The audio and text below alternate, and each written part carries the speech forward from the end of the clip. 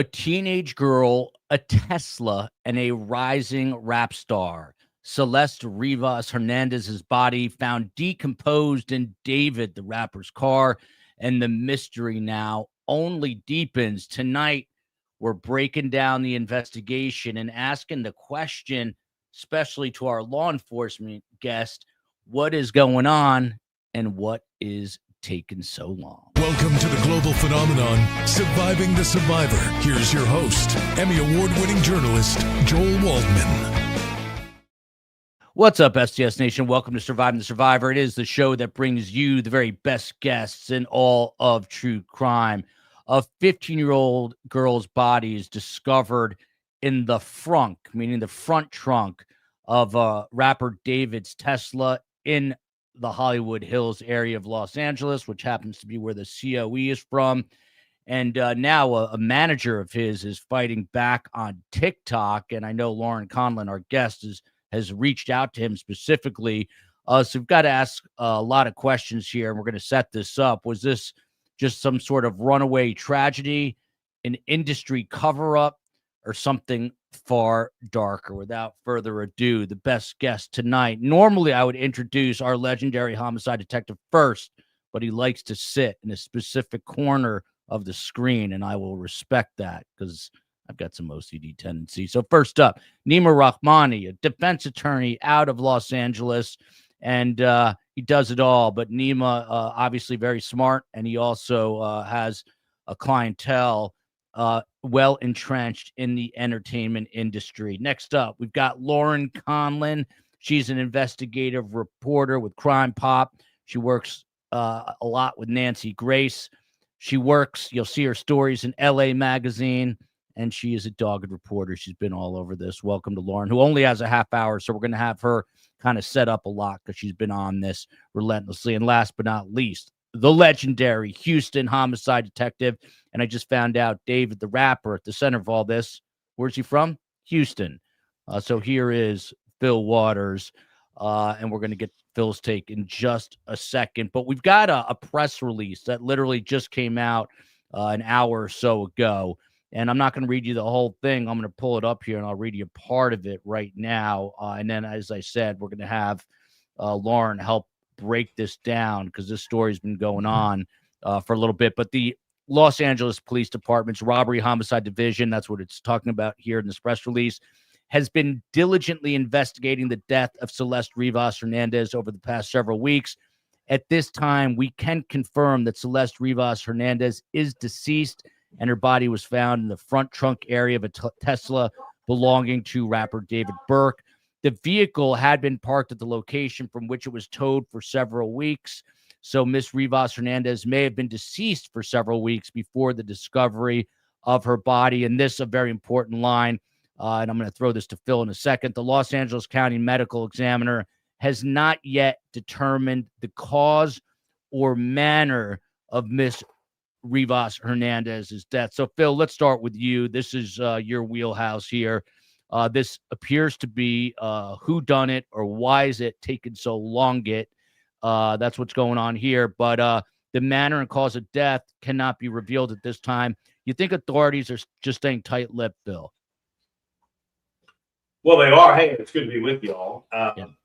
They are, and that's to preserve the integrity of the investigation. Something like this, you got to work from the outside in. So we've got to start with, where was this young girl at the beginning of this thing, and who talked to her last, and where was she, and how did she end up in that trunk?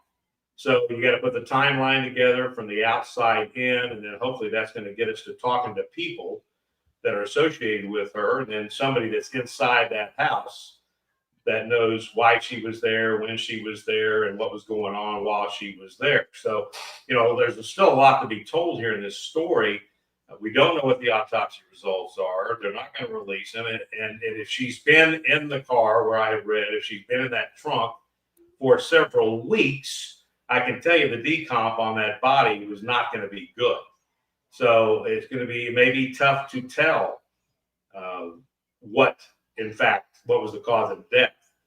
So it's going to take some time, and to use the Hollywood vernacular here, it's not going to get solved in 43 minutes with no commercials. There you go. It's going to take a while. I'm sure the LAPD are on to stuff that we are not aware of. Lauren Conlon, I mean, this story is one of these that is got developments each and every day, and the COE is actually looking out just in case there's some sort of last second LAPD press conference, which we're not planning on, but you just never know. But another player who's entered this. So obviously you've got, David, excuse me, my mic is on thin ice here, but you've got David the rapper, and then Celeste Rivas here, Hernandez. But there's a new person sort of in the mix now, and that is a guy named John Marshall, who's the manager for David. He's the founder of a company called Mogul Vision. I think he actually sublet the Hollywood Hills home that he is in, and he's been taking heat on social. I know on TikTok, some people have accused him of being behind this crime, which is, in my opinion, ridiculous, because how can you make that allegation, if you're sitting in your basement in, let's say, Iowa? But I think you reached out to this guy, Josh Marshall. Am I right about that? Yes. So, I mean, I want to go back for a minute, if I could, just to sort of elaborate on some of the stuff that Phil said and what you were saying. So yep. Celeste, actually, her body was discovered on September 8th. We did not know that it was Celeste Rivas Hernandez yet. The day before, the 7th, was actually her birthday. And she would have been 15. So she definitely died when she was 14. She had run away multiple times before.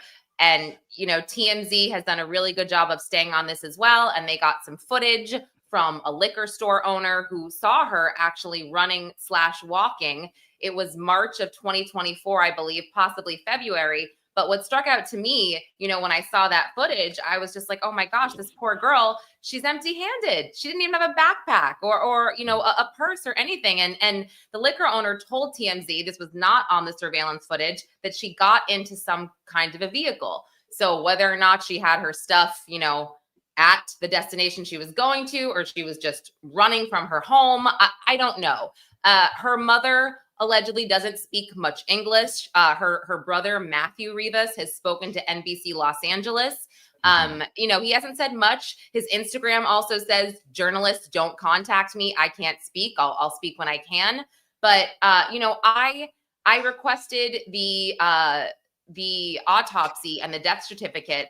I think it was like a week and a half ago, maybe. I've gotten one letter so far, just basically saying that, as of 9/19, her autopsy and cause of death is pending further medical evaluation. But the one thing I really want to find out is it was originally reported that she was dismembered. And then it slowly came out, well, maybe that wasn't the case. LAPD possibly jumped on that and told this to TMZ, going back to the decomp and the fact that it's so hot in LA. And I feel awful talking like this because it's a beautiful 14-year-old girl that should still be here. A lot of people failed her, in my opinion. And so, seeing the LAPD statement just now saying, well, we don't even know about criminal culpability beyond obstruction, concealment of a body. I'm like, okay, well, so maybe it wasn't a dismemberment, because that will tell me right away. Wouldn't that be a homicide? If I had to just guess. And also she was reported to be found with clothes on, which is another reason that I'm like, I don't know if you would dismember somebody, like that. But sorry, I'll answer you about Josh, and I'm sorry to be so long-winded. I'm very sorry. There's just so much here. But yeah. Steve Fisher, who has been investigating this case from the beginning, he's in Los Angeles. He did a live stream with me where by the way, he's scheduled to be on our show on this tomorrow. So just to let you know, but go ahead. He's on it, and he's the one that got the Tesla, all of that information. He's a great source. He's a go-to. He puts out valid and solid information.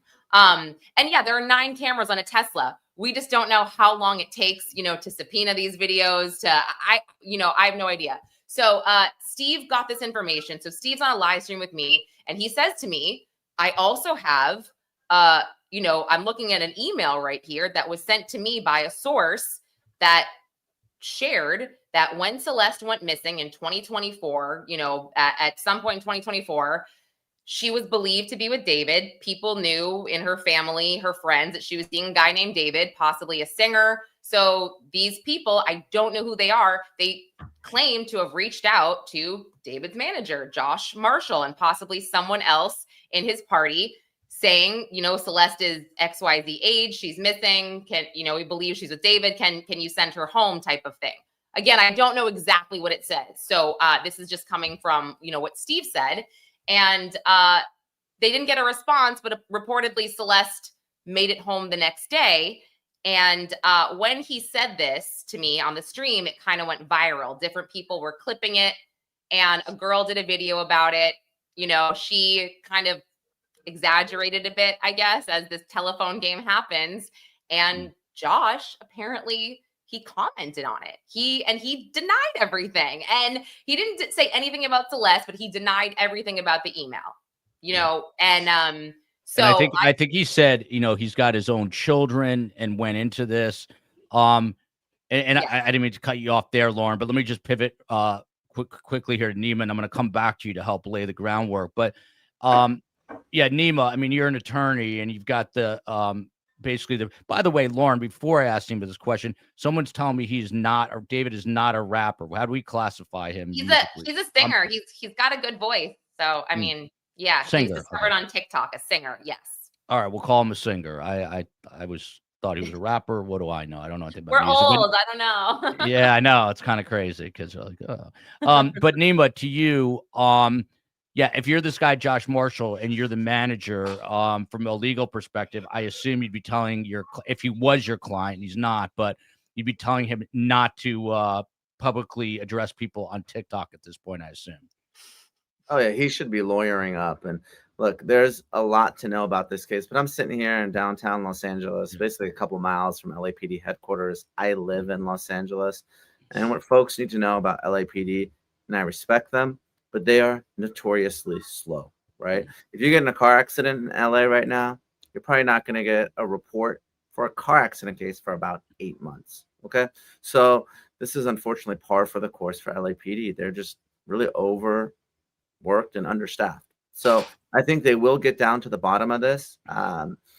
Now, anyone who is involved with David, this Tesla, that home, they should be talking to a lawyer right now, because they are potential suspects or even targets in this case. And for folks that don't know this, we've got to talk about the frunk a little bit. I also have a Tesla. I've had 4 Teslas. The frunk is very small.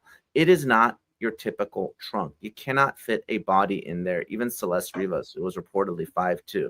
So it has to be dismembered, or it's just not going to fit in that small space. Now, a dismembered body, if she was indeed dismembered, is usually evidence of a homicide. It's only possible that she died of natural causes, an accident, an overdose, whatnot, and that was placed in there. They're just trying to dispose of the body. But again, it's not normal for a 13 or 14-year-old girl to be with an adult. It could be kidnapping, it could be trafficking, could be statutory rape, could be murder, right? Obviously, we don't know. We don't want to accuse anyone of anything, but anyone who had access to that car, anyone who had access to that home and access to Celeste Rivas should absolutely be concerned right now, because they could be charged. And one good thing about Tesla is every time that frunk is open, all that data that's in there, you can subpoena from Tesla, or you can just open that glove compartment. There's a USB in there. So hopefully LAPD has done their job, has accessed that vehicle and accessed that EDR data, because that will have a treasure trove of information. Yeah, and again, Lauren's only with us till the bottom of the hour, so I'm going to get back to her in just one second. But Phil Waters, from our good friend in Philly, the shoulder surgeon, possibly dead for 3 weeks, Celeste Rivas here, prior to being found. So dead possibly for 3 weeks. She was reported missing in April 2024. And by the way, this is a still photo from Steve Fisher, who again is set to join us tomorrow night. These are his photos. And he was talking about how damaged the car was in general. And I was reading that he likely, even if he was out on tour, if that frunk was opened, a lot of times you will get, and I have a Tesla as well, for full disclosure, you get a notification on your Tesla app on your cell phone. But the question here from the shoulder surgeon to Phil, so where was she for those 17 months? Somebody knows something having gone missing that far back. And I think the timeline goes a touch further. But Phil Waters, I mean, walk us through. I've had you on enough and know you well enough that you treat every case and every interview, just to get to the truth. But how important is developing your timeline here in this case, when she went missing specifically? And while you're talking, I'm going to play. Lauren mentioned that TMZ video showing her running down the street in her home, which is about 70 miles from LA. But Phil, how do you approach this in terms of all this time that has gone by? Well, again, you have to begin at the beginning, right? And you've got to work it from the outside in. So that 17-month period or whatever this is showing us here, they've got to go to the first location that we know she was alive and go back in time, and then try to move forward, move into the event or the recovery of the body and see what we can find in terms of her movement. Now, she's getting into cars. She's apparently having contact with some people. And of course, those people need to be found. And Nima was talking about how slow LAPD is, but I can tell you, having been involved in complicated investigations, that especially something like this, it's going to move slowly because of the nature of the investigation itself. The results are coming back from tox tests always take longer. And they have to compare what's in the tox test with their findings when they're on the cutting table. I mean, there's a whole lot of, there are so many moving parts in this thing and so many other different aspects of people doing parts of the investigation that are going to come together at some point in time. So in something like this, you need to be methodical. This is not something you need to rush into just to satisfy the curiosity of the media or people that are in true crime and just think they have a right to know everything. There's been mention about the videos on these texts, 9 cameras. So I'm pretty confident that LAPD, their detectives, they've gathered this stuff, or they're in the process of gathering it. That's part of the processing of that car. Now, I'm only taking issue about what Nima said about the small trunk area and getting a body in there intact. I can tell you what, Nima, I've seen bodies stuffed into air conditioner chases. I've seen bodies put in suitcases, and they weren't dismembered; they were whole. So I can tell you that if somebody wants to get that body in that trunk and they don't want to go to the trouble of dismembering, they're going to get it in there. And of course, in the heat of the day in LA and that kind of thing, that decomposition is going to happen pretty quick. And so when you open that trunk, what you're going to find is really a melted body. You're going to find a body that is just the level of decomposition, I'm sure, was great. And unless we have telltale signs like just as an example, a bullet hole in a skull, or and a bullet in the trunk, or you have what appears on maybe some of the ribs, what appears to be a cutting type of cutting instrument that was used, those kinds of things that would be developed in the autopsy. So a lot of unanswered questions, and until they get those tox tests back, where it may be revealed that we've got a toxic amount of some sort of narcotic, or it may have been an overdose, and what that's been alluded to. And I have worked scenes where that's what occurred. The cause of the death was not a criminal act.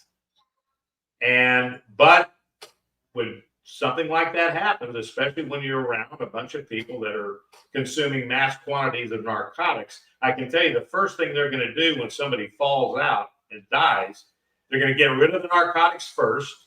And then we got to figure out how do we get rid of this body. They don't even think about calling 911. So, and I have been to scenes where the body was there and there was no outward visible sign of trauma on the body that would indicate to us how that person died. And then later on, it turns out that it's a drug overdose.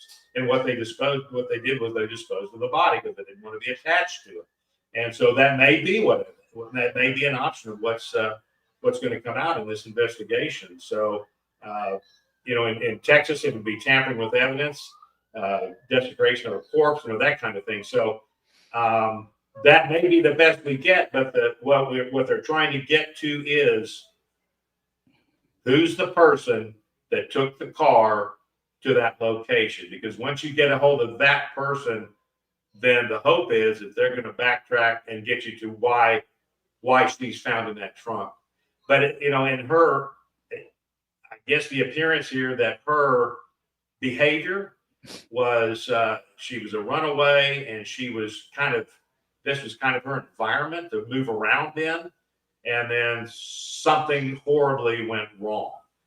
And that person who was ever present when that happened, instead of calling 911 and saying, "Hey, wow, I need to report this to try to get this girl some help," or whatever the circumstance was, the decision was, "Gosh, we just need to dispose of the body and get as far away from this as we possibly can." Yeah. Lauren, to you, I'm gonna go a little Lauren heavy here because she only has 10 minutes left with us, and then we'll go deep in on Nima and Phil Waters. Teresa Clay here says the model was souped up and had a large frunk. I'm reading that the older X models, I guess, had larger frunks. And do you know anything about that? Had you come across that in your? Yeah. Steve actually did identify the exact make and model of the Tesla, which I can pull that up because I actually really don't recall off the top of my head. But that is a good point. If if it was a smaller frunk, which again, I don't think it was, but I'll pull that up and check. But another reason that I don't think that she was dismembered is because if she was, I would think, number one, they would want to maybe remove the finger that had the tattoo, the tattoo, which David also has, because maybe that would sort of put them together. But I think the whole thing is here, if it is not a homicide, and it very well might not be a homicide, and it was an accident or an OD, whatever, the reason that David would do this, allegedly conceal the body, or someone else in his camp allegedly would do this, is because she was 13 or 14 years old, and he's 19, 20 years old. Now he's 20, but she literally, was a ninth grader at the time. So he's freaking out if something happened to her, in my opinion. But sorry, let me go back to just really quickly searching for Steve. Okay, so it was, here's the model. It says, oh my gosh, it's so small. Conlon investigating on the fly here. I know. It says make TSMR Model X. Oh, the vehicle year is blank. Does that matter? Probably to Phil it does.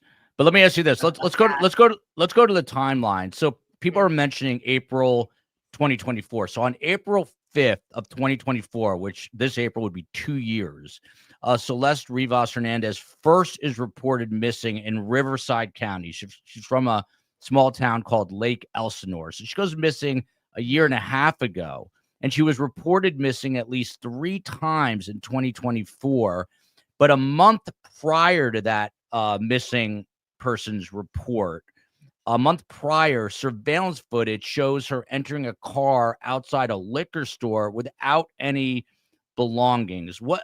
Do we know, what have you learned about who she was with, possibly where she was headed? Do we know if it was David? Do we not know if it was David?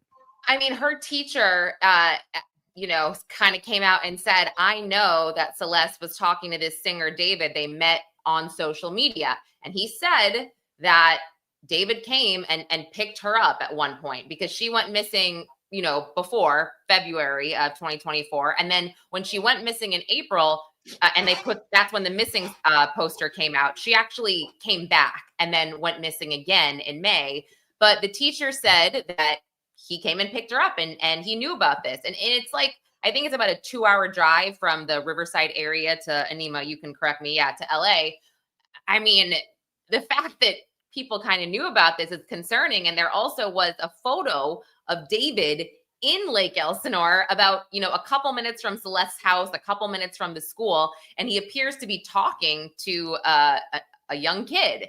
And so, just to differentiate some of the rumors that you hear on Reddit or Discord or wherever, a lot of people speculate rumors that he did have a lot of communication with minors, maybe not knowing they were minors because he was such a gamer. He was a Fortnite guy. He was a manga guy, manga, whatever. Again, I'm old. Sorry. I'm trying to figure all this out. But yeah, so I think, again, and just kind of tying Josh Marshall into this, who I believe, Nima, he has an attorney because his denial was directly towards the email saying, I never got this email. Lots of deflection. I have a family. I've got a daughter that's 14. She's very upset. This is irresponsible. Report with facts. Nothing mentioned about Celeste at all, or knowing if she was underage, knowing anything. He kind of said, oh, I don't deal with David's day-to-day stuff. Like, I have lots of other clients. So I was thinking to myself that maybe, again, a lawyer was like, if you're going to say something, don't say anything about Celeste. I did slide into his DMs just for the purpose of filing the story. Because I was so confused. I was like, why would this guy, after weeks of being silent, speak out on TikTok? Why would he clap back on TikTok? So I just didn't believe it was him at first, but it was. So, yeah, that is still really strange to me. Yeah. Nima, I mean, one of the weirder things here, and this is turning into a real mystery, which is why I think it's kind of gripping the attention, first, obviously, in Los Angeles, but it's moving eastward for sure, because I think people here are, pretty much everywhere, really just puzzled by what is going on here and how this happened. But he has a song. One of his songs is literally called Romantic Homicide. The lyrics are, but why? In the back of my mind, you died and I didn't even cry. Not a single tear. And then at his shows and elsewhere, he's selling blood-stained shirts, which I'm going to bring up a photo of right now.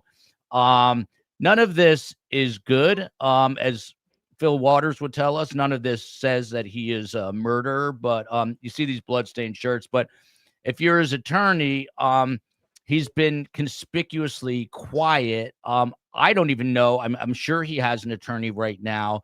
I guess other than being quiet, what would you advise a client like this?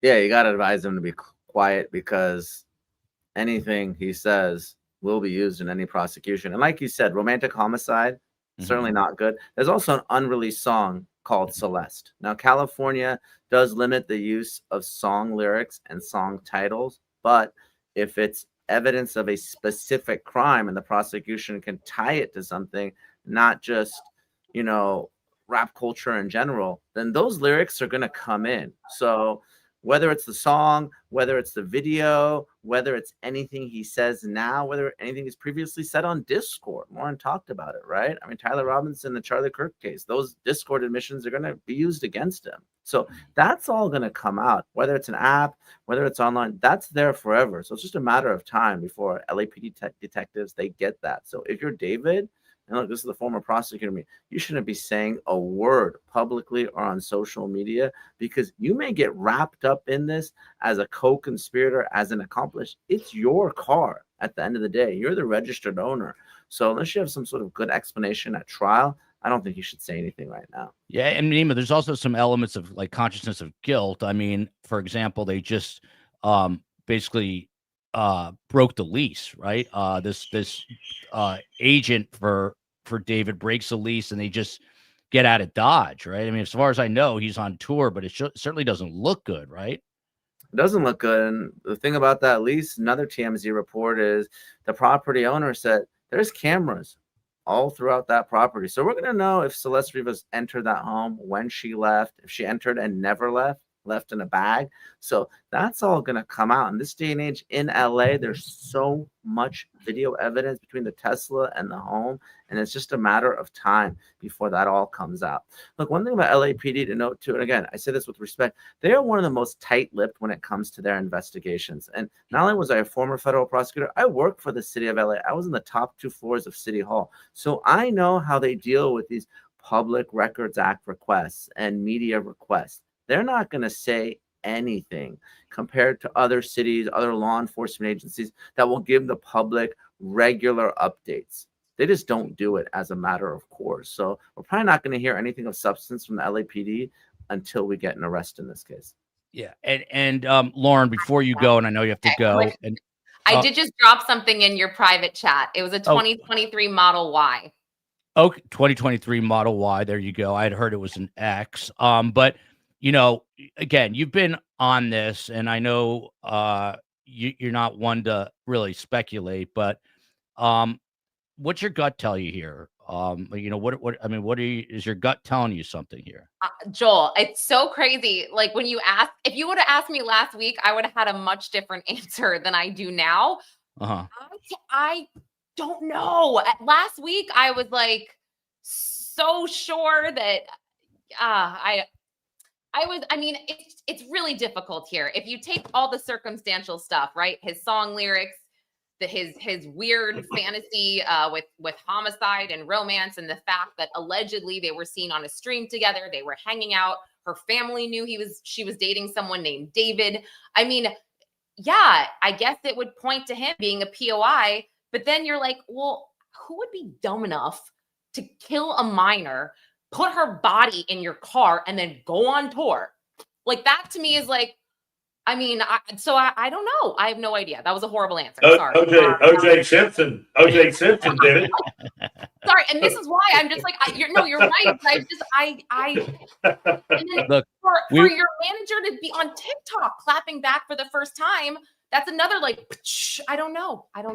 Yeah, I mean, we were like eyeballs deep in Dan Markel Adelson story when this first broke, and I was just looking at it kind of peripherally, and I'm like, oh, this guy's guilty, selling blood stained T-shirts. He's got these rap lyrics, or song lyrics. So who knows? But I know. It seems like every day that passes, maybe the chances that he's not complicit in this diminish a little bit. I don't know. Well, one thing I'm going to say really quick is, the fact that they've done a search on the house and everything because of the car, but like all the devices they have, or it's whatever's in the house is what they're searching through. They're not, they don't have his actual cell phone, I'm guessing, that would have a lot of information. But anyway, I have to run. So I thank you for having me, Joel. Good luck. Lauren's going to take a driving test. Bye, guys. Lauren, it was nice to meet you. Please pass with flying colors. Just as a point of reference, tomorrow the COE, who I think has been driving without a license for a number of years, is going to get her driver's test. Phil is in shock now. Or she's going to take her driver's license test. And my kids and I were discussing whether or not she'll pass, and I'll let you know tomorrow night. But we're hoping she passes with flying. Well, I'm not the one she's going to be calling to get bonded out. So she'll be calling Nima. Yeah, you're right. She'll be calling you. Or Nima. Yeah, maybe calling Nima. COE, Nima says, whatever happens, do not speak. Just remain silent. You have the right to remain silent. Everyone's yelling at me, Joel. He's not a rapper. He's a musician. He is a musician. Space Coast, her brother, tell me don't blow her up like that. Too late. So, Phil, one of the things I'm just wondering, which I think other people may be wondering, why the frunk and not the trunk? Any thoughts on this? Why the what? Why the front trunk, otherwise known as the frunk on the Tesla? She was found in the front. They have 2 trunks in the Tesla. Why not just the trunk? You have any thoughts? I mean, I know if you were investigating this, you'd be asking yourself this question. Well, I mean, that's just part of the detail, right? That maybe the frunk is bigger than the trunk. So that goes to, Nima talking about stuffing bodies into little tiny Tesla trunks. I mean, who knows? And the person, if they ever get to the person who put her in the trunk, that's the question that you would want to ask them, of course. All this other stuff, though, bloody T-shirts and this stuff, Celeste and all that. look, as a detective, you got to look at those things in the context in which they were developed. So if he was already putting these bloodstained T-shirts out there as part of his stuff before she's even in the picture, well, that may or may not have anything to do with this.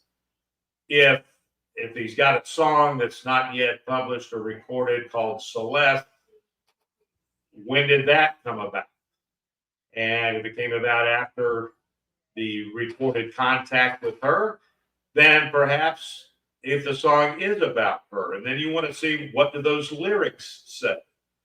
So there's again a lot of moving parts here, and a lot of things that are going to have to be looked at. If it's a piece of evidence that's going to get them closer to the truth, then you're going to put it in there. If you've got a piece of evidence that looks like it's going nowhere, or it's taking down a rabbit trail, you got to eliminate that, put it over in the, we've looked at it and it doesn't take us anyplace. So it is going to be as I've used the word, it's going to be a methodical investigation because of the circumstances under which her body was found. And until we get the questions answered about where did she come from, how did she get to, and why did she end up at David's house, and then what happens in that house, and who is present when it happens. So there are so many unanswered questions here that I am not one to speculate. Joel, we've done this for almost 3 years now, and I just don't get into the aspect of speculating, maybe this and maybe that, because I want to stay with evidence. Yeah. And now I can give an opinion about certain things that happen, of course, but to talk about specifics, especially when you got stuff flying around about dismemberment, and he's got these, these shirts and all this other stuff. So it's just got to be, the investigation will put all these things in proper context. And what we always hope for as detectives is it's going to lead us to the truth and lead us to the right person that we need to be talking to. And whether that person turns out to be a suspect or turns out to be a witness, then that's yet to be determined. Yeah. This is interesting now, because now you've got one of LA's finest defense attorneys, and you've got Houston's most famous homicide detective about a homicide case that has not yet been solved. So we're going to go deep. I want to get STS Nation involved. So please, if you have questions for either guest, capital triple Qs. So Neiman, not to harp on the songs, but even Phil just said, as an investigator, he'd be going back and looking at some of these. Yeah, I'm going to get that in a second. He'd be going back. There's another song called Rehab, and he says, it says cocaine and liquor, hanging out with your friends. I'm at the party where it never ends. I'm at the party with hella regrets. I feel like getting in trouble again. Repertoire with a shovel again. I'm on a different level again. She fell in love with the devil again. Me saying again. None of this looks or sounds good. From your perspective, because you've got to do your own investigation on a case, and I know you don't necessarily do criminal defense, but what are you doing with this? I'm just curious, like your workflow with a case like this versus Phil Waters' workflow. So, Joel, I only represent victims. So if Celeste Rivas' family contacted me, we would be digging into this case like I would if I'm a prosecutor. And look, obviously, David. No, I was going to say, Celeste, if your family's watching, he's a good guy to get in touch with. The guy graduated from Harvard at 22. Go ahead. Thanks, Joel. Listen, and look, we're in the business of helping people and get to the truth. So in this case, look, is it possible that David is absolutely innocent and this is just, wrong place, wrong time? Of course, there's a presumption of innocence. There's due process in this country. But Joel, let's be honest, there's a lot of smoke here and a lot that implicates him. And I'm not going to draw conclusions, but everyone watching is a true crime fan, and there's a lot of people on social media, internet sleuths, that have really brought to light a lot of evidence connecting these two. At a minimum, it seems like they're together. That's not normal for a 13 or 14-year-old girl to not be with her parents and to be with someone who was 17 or an adult. So is it possible there was a romantic relationship? Well, that would be unlawful. Is it possible that she was given drugs? That would be unlawful, right? Is it possible that she was taken, certainly from her family? Maybe she ran away voluntarily. Maybe she was kept there and not allowed to return. That's all possible. So, of course, we're engaging in speculation, but there is a lot that does not look good for David right now. Again, I'm going to put it out there. He may be innocent, but he may also be a murderer, and it may just be a matter of time before he's arrested and prosecuted. By the way, what do you think about the fact? I mean, from what I understand, he's still out on tour. He hasn't really addressed this publicly, if at all. Your thoughts on that he's just kind of like conducting his day-to-day business? Well, look, there's the law and there's the PR side, and there's certainly a public relations component here. And a lot of people think that he was involved in Celeste Rivas' disappearance and now death. So he's got his legal team. I'm sure he's got his publicist. Now, look, maybe he's cooperating. Maybe he's named names, and it's just a matter of time before someone else is arrested. But at some point, his PR team is going to have to say, listen, you got to say something, because I can't imagine a whole lot of people want to see this guy on tour if they think that he's a killer.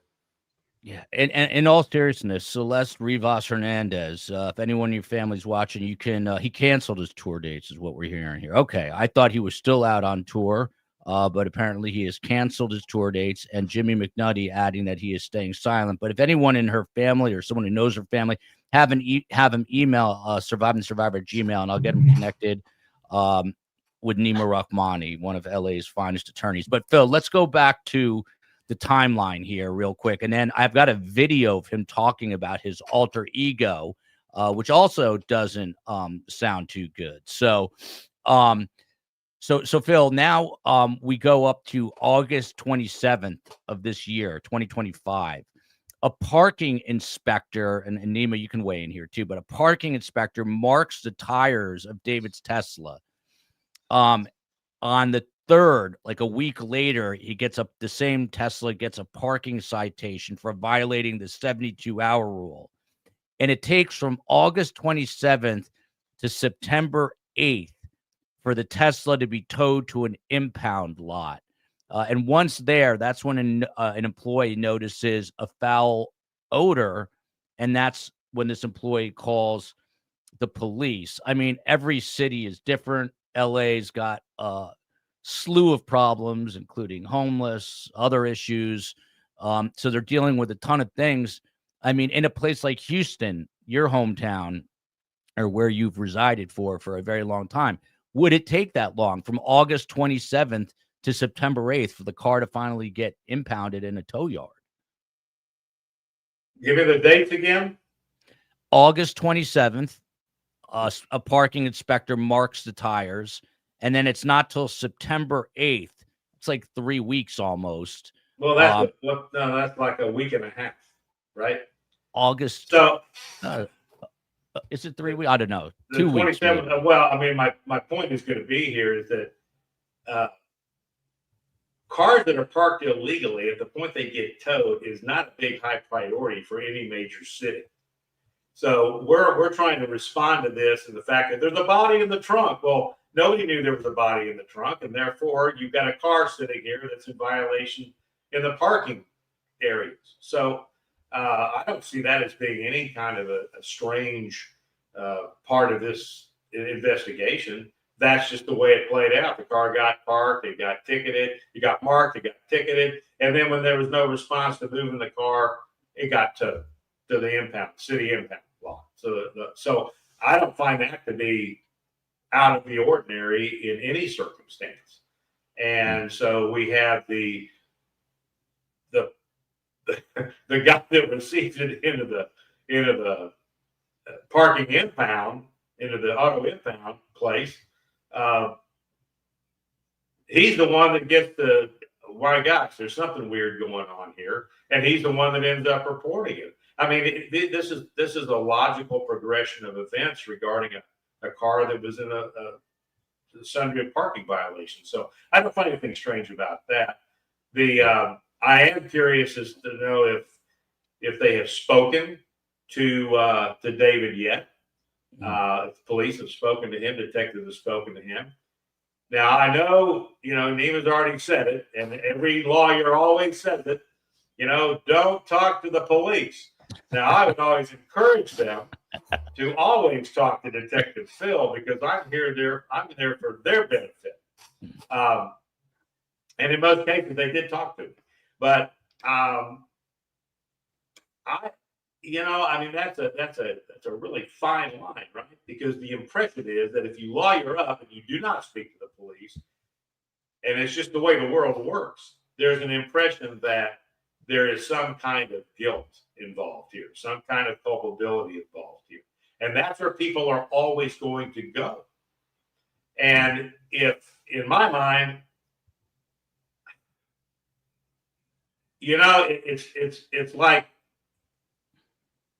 it's like Mark Twain said, if you tell the truth about everything, you don't have to remember anything. So if he gets in there and his full disclosure, this is what happened, and lays it out, that is to his benefit. If he doesn't speak and the evidence starts to lead to him as being involved in a homicide, in a murder, he's missed the opportunity to try to explain what happened. Now, I know, Neiman, as a defense attorney, you're going to say that's exactly what we want them to do. But I told a lot of people in that interview room, look, the truth is what is important here. That's the way I always approached them, was the truth. It's about the truth. It's not about trying to be figured out what kind of charge I'm going to charge you with. I want to find out what happened. And I want to find out what your participation was in what happened. So, Phil, let me ask you, if you were working this case and you got him to talk, and he comes in, and Phil always tells me this, even though I always ask a question, so he tells me the same thing. But he's in the interview room. How do you start the interview? The way I always start him, you're going to say. Well, I've done my preparation for the interview. I know a little bit about it, and I want to get in there and establish that relationship with him, and I want to ask him about him. I want him to tell me about me. I'm not going to jump in there and start, okay, we got Celeste in a trunk, and tell me about that. That's not the way to approach any kind of, in my view, any kind of an investigation. So you try to find out about him as a person. And if he grew up in Houston, then I'm gonna talk about that. What part of town did you grow up in? What school? Blah blah blah blah blah. And then at some point in time, we're gonna have the relationship's been established. And my hope is always that he will trust me enough to talk with me, because I don't have some ulterior motive here. It's a journey to the truth. And once we start to ask those questions, get into it, I would ask him, when we got to that part, I would say, when did you first meet Celeste? And let him answer that question. I would never ask him, did you know Celeste? Because that's a closed-ended question that he's going to say, no. It's just too easy to answer that question. So you ask him, when did you first meet Celeste? And tell me about that. And then you go from there, and you start asking more questions. And then, depending on his answers and how he's answering and body language and that kind of a thing, that gives you an idea of where to head in the course of the interview. That if he says something that kind of doesn't make sense, you put that back here, and then you readdress it later on, when you may have some more admissions or you may have some more denials. So it would be an interesting interview. Guys like him, cases like this, man, this is, as a homicide cop, this is the kind of case I'd live for. Yeah.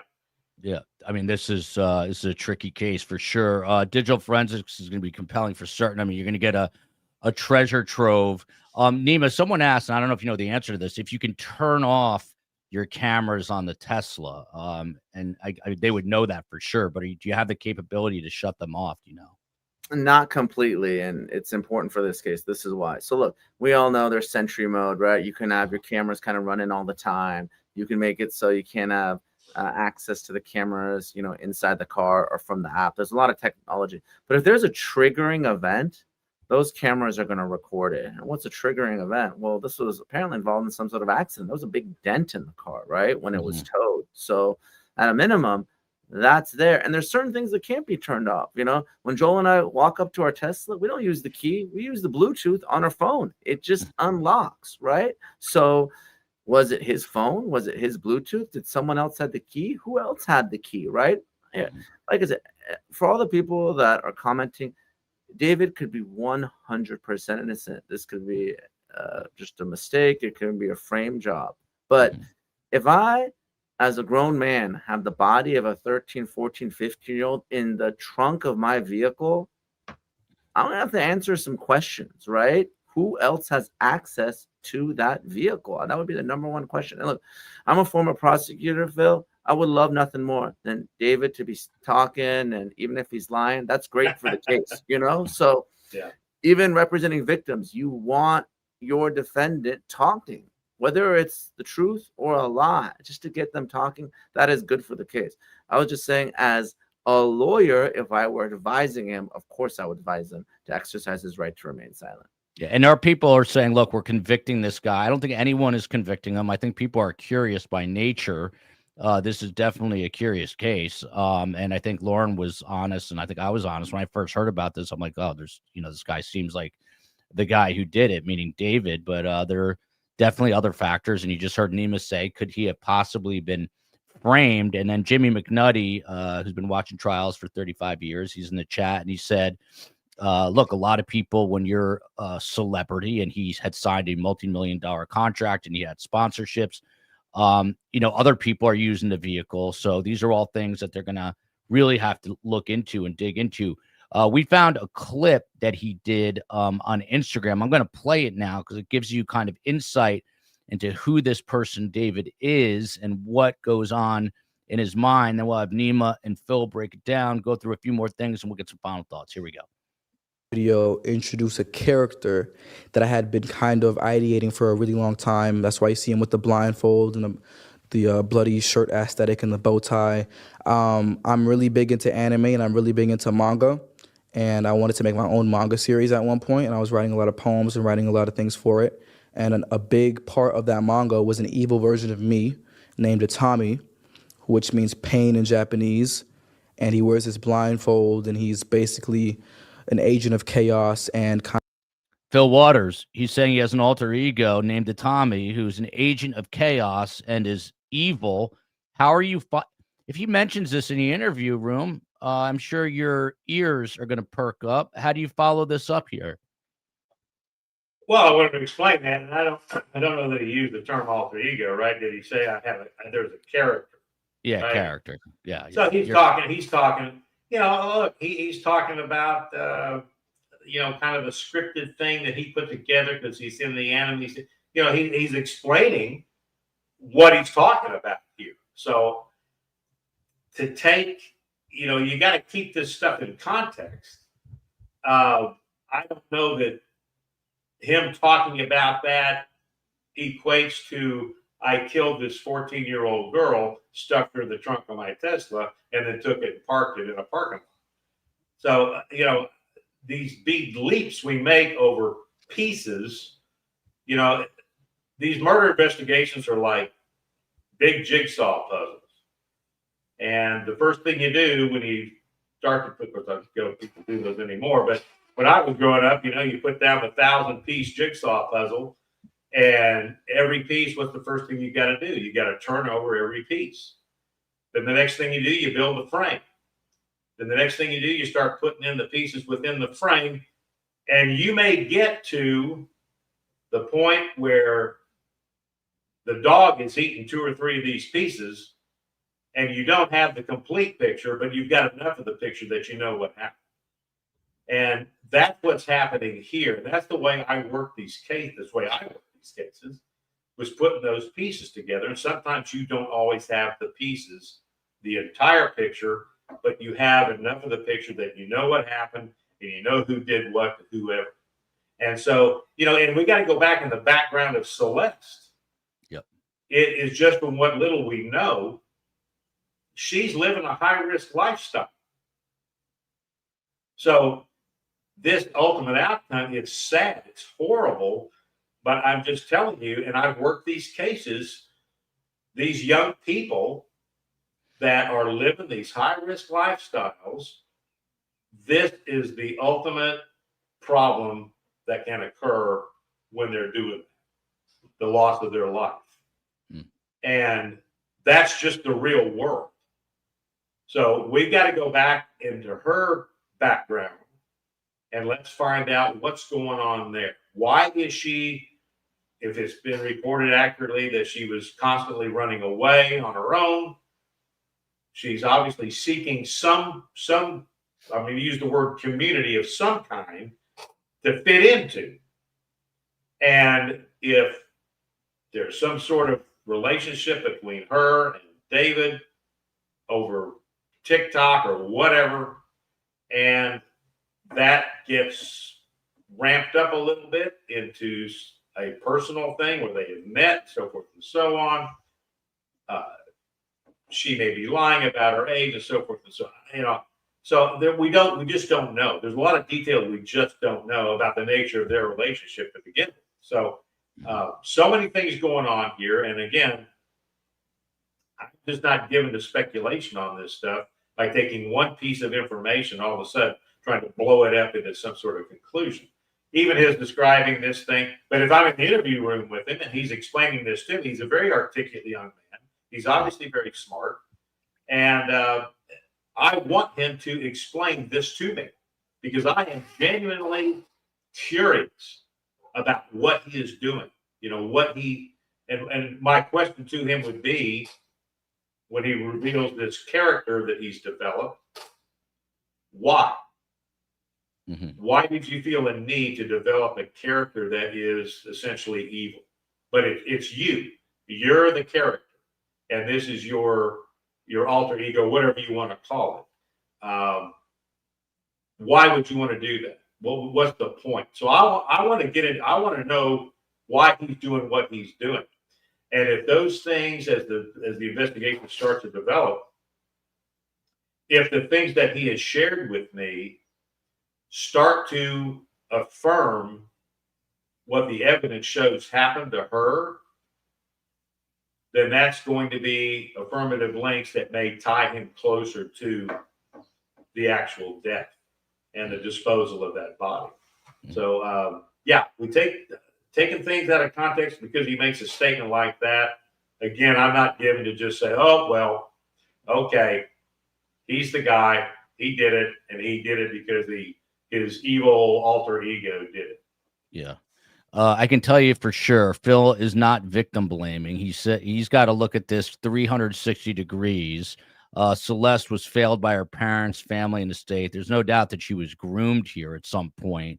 But Phil can't do his job without looking at the victim as well. So I would caution everyone. Let me address that. You know, this is a tired argument by a bunch of virtue signalers that have never done the job that I did for 23 years.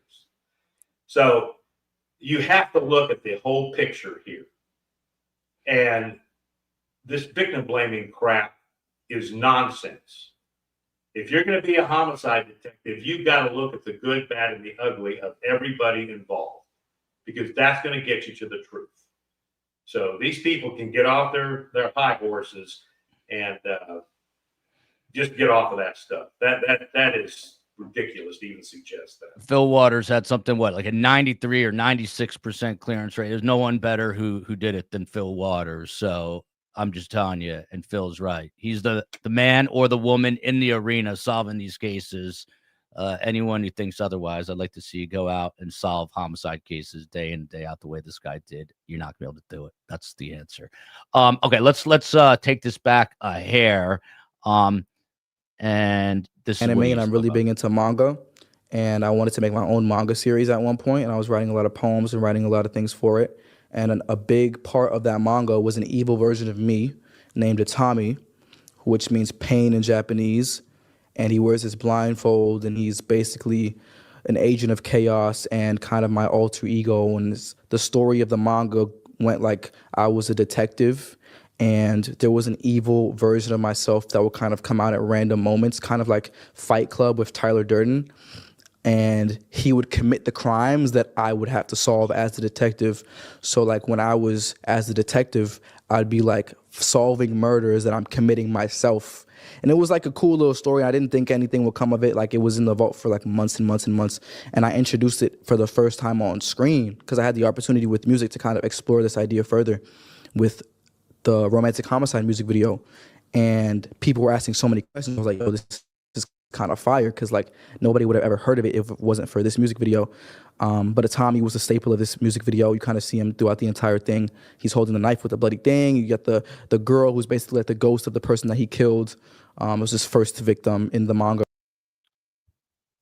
Nima, your reaction up to here. By the way, a few people have mentioned this. I did not know this, but Janet True saying his father, David's father, is an attorney, which maybe he's given some advice, but none of this sounds good. I mean, he's got, as Athena here, an attorney says, he's got an obsession with death, blood, and an alter ego of chaos. Again, with what we have in front of us, it doesn't look good, doesn't sound good, but it doesn't necessarily make him a killer. It makes it a lot more intriguing, I think.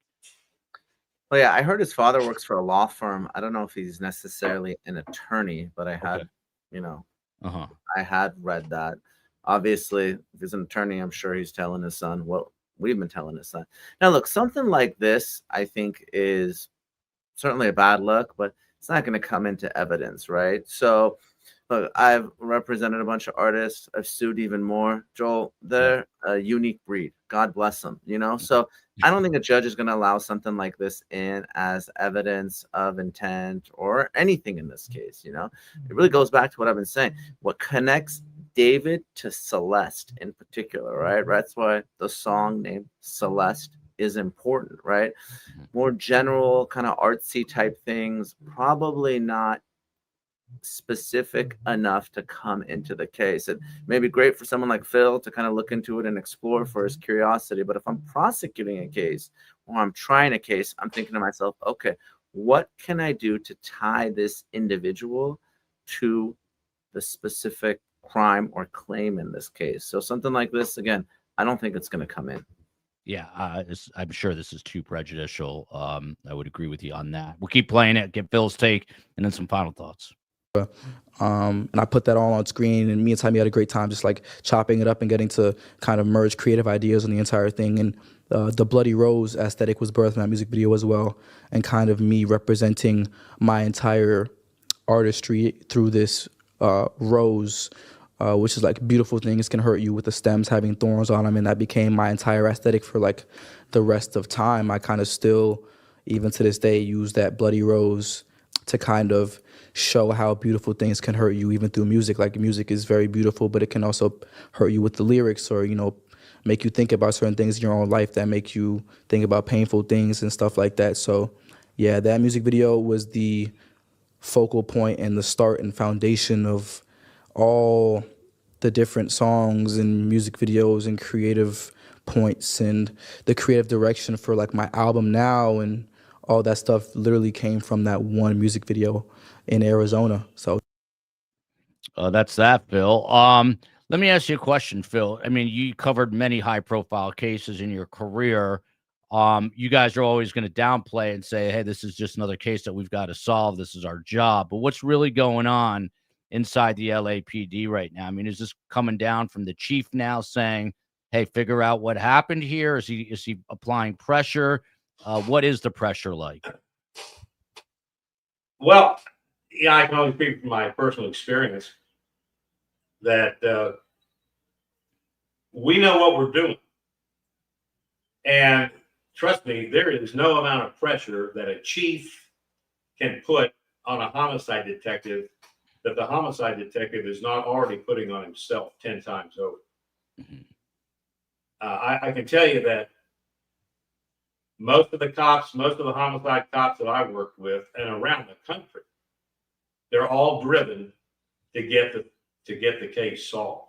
And it doesn't matter race, creed, color, orientation, religion, whatever flavor they may be. The point is, you got a dead person that meant something to somebody else.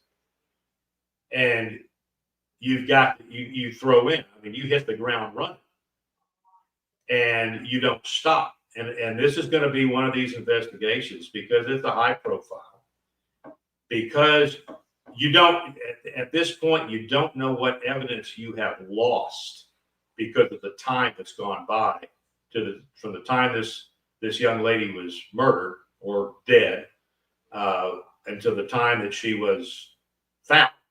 So yeah, I misused the word murder there because we don't know that.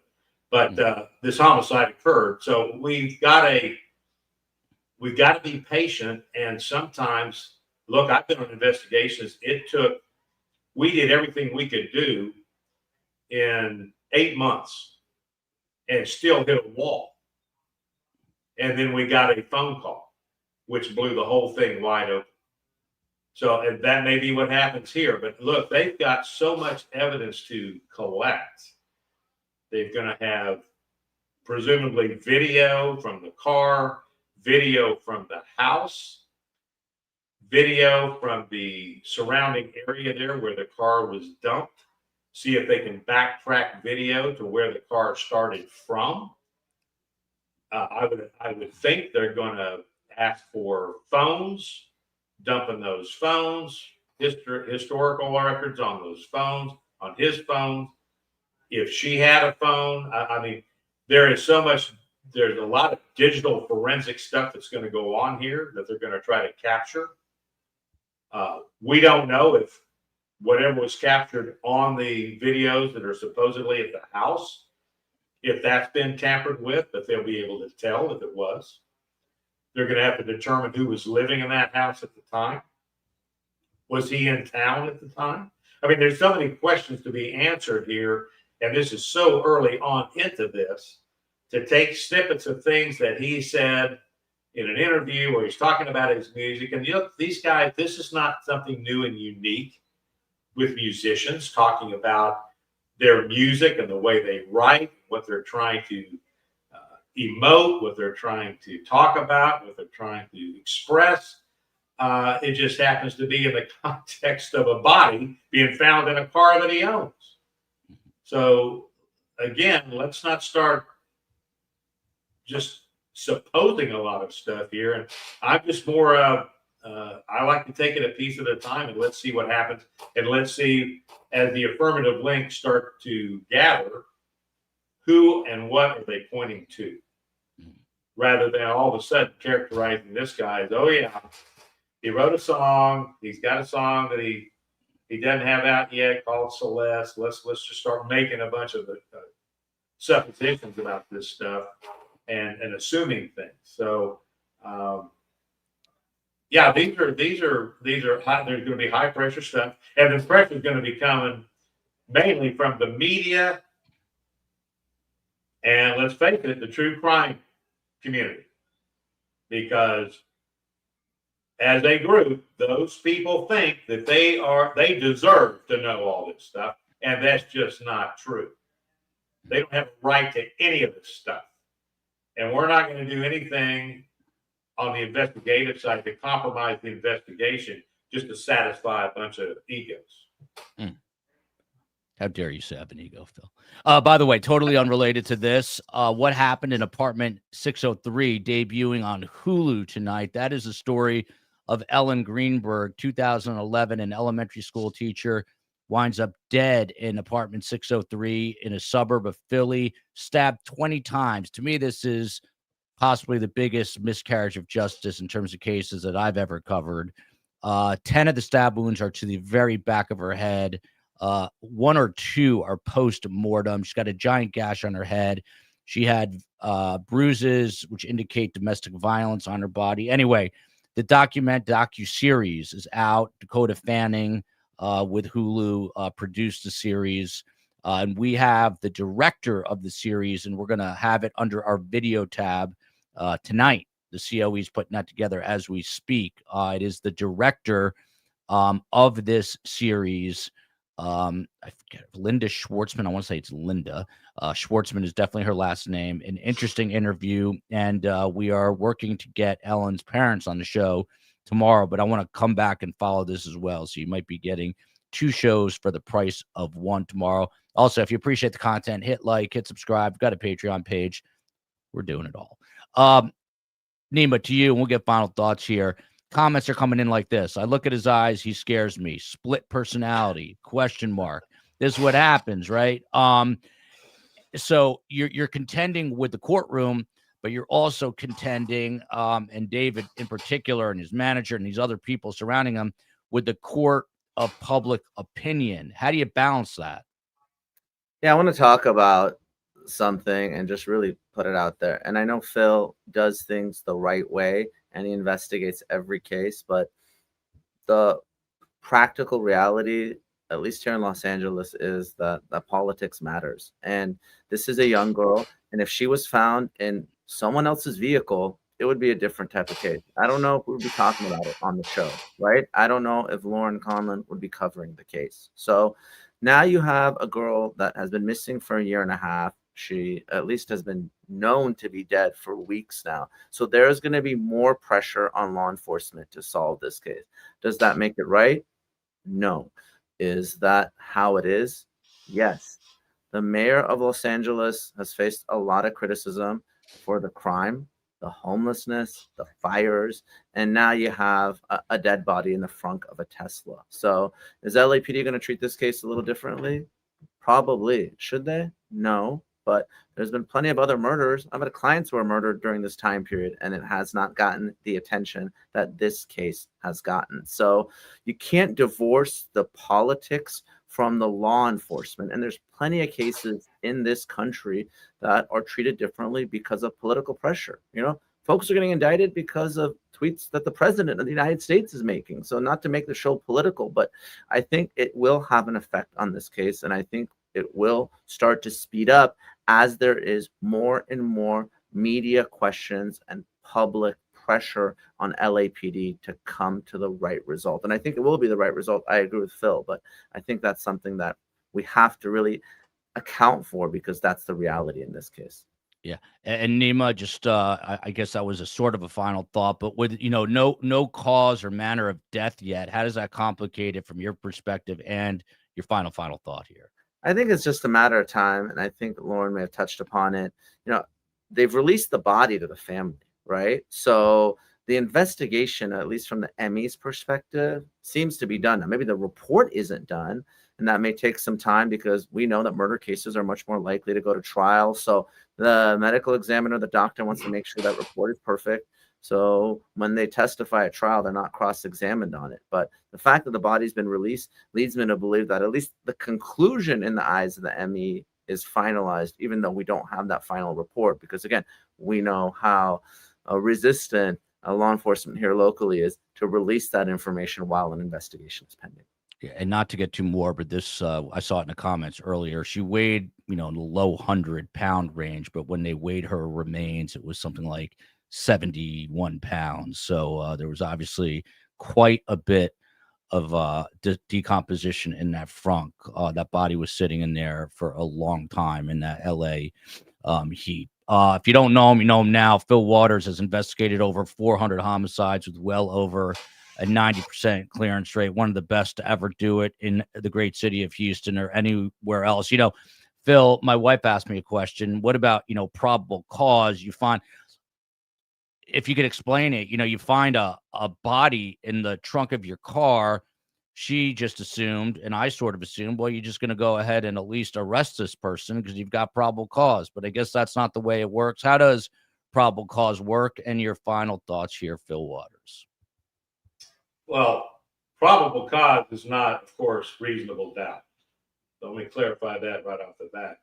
And probable cause is going to have to be enough affirmative links to convince a judge that this person needs to be arrested based on the probable cause. And then that's going to be presented. Then the bigger part of that case is going to be presented to the grand jury, at least in Texas. That's what's going to happen. It's going to be presented to a grand jury, and if they can indict, they can no bill.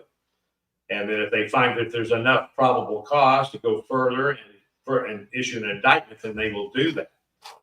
Then that's when the prosecutors start to put together the case for prosecution. And of course, they wouldn't, in most cases, they're not going to charge somebody or get someone indicted if they don't have what they feel like is a good enough case to get a conviction. And then that's the way the system works. Now, I would agree with some of the comments that Nima made regarding LA. It's certainly a much more political environment there than it is in Houston, Texas. And of course, with all the celebrity homicides and so forth that have occurred there and over the years, and oh my gosh, and there's an undue amount of pressure that we certainly don't feel here in Houston, although we've had some of those kind of quasi-celebrity things happen here. And I've never me personally, I've never felt that kind of a political pressure that I'm sure those guys in LAPD do. I've worked with LAPD detectives. They're the ones that I've worked with are conscientious guys. But look, these cases do pile up. The guys that I worked with, Nima, in LA, I would like to tell you that they had the same attitude that I had. I mean, the comment about if she'd have been just some random girl off in a trunk somewhere, they wouldn't have gotten that attention. I would just tell you my experience with those guys out there, they had the same attitude I had. Didn't make any difference where their status was. The point is we got a dead body, and in this case, a dead young girl, and she meant somebody to somebody else, and they hit it with that kind of an attitude. Now, they may get overwhelmed where, okay, it's just the next one. I know when we were rocking and rolling, when we were after Katrina hit, and we were, we went over 400 homicides a year. Over the 2005, that Thanksgiving weekend, we had 19 homicides in 4 days. So, those things start to build up, and you just got case after case after case, and you're trying to hit each one of them with the tenacity that you would if you were getting maybe one scene a month. But when you're getting 2 or 3 or 4, I mean, you have to sit down and manage those cases. Which one is the most viable one to go after first? And you have to put it in, you kind of have to do a triage on those cases. And it's unfortunate that in some of the cases like this, where if it is some random young girl in a trunk somewhere, that the triage on that case, it gets kicked down because there's not that celebrity status that immediately puts it on the skyline and attaches it to somebody immediately. So, the glass is always overflowing for me. So I just would like to believe those guys in LA have the same attitude that I have, and it becomes overwhelming a lot. And but make no mistake, the politics in LA and that mayor out there, that goofy mayor and all that stuff, always plays a role in these things. But when it comes down to it, it's going to be the guys that are hitting the bricks that are out there working hard to solve these cases that's going to determine the outcome.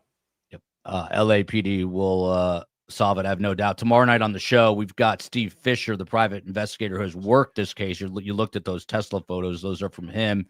And homicide detective Troy Looney, and also UK homicide retired detective Nina Hobson, who's her world revolves around solving sex trafficking crimes as well. So she will be here with a lot of interesting insight. Appreciate you all being here. Thanks to Nima, Phil, Lauren Conlon. We will see you tomorrow night. On the flip side, everybody be safe. We'll see you soon.